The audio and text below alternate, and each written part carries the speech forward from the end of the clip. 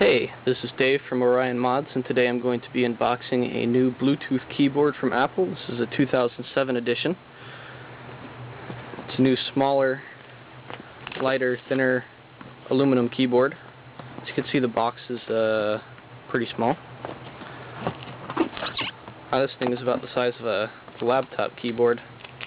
Get the plastic off here.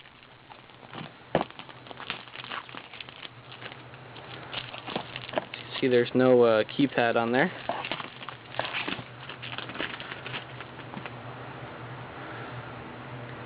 That's pretty thin.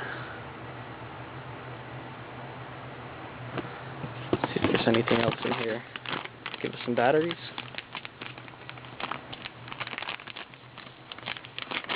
Yep, 3 AA's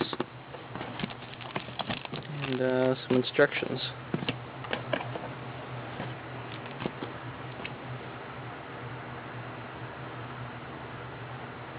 Looks like it's got some special function keys for maybe leopard at the top here that weren't there previously.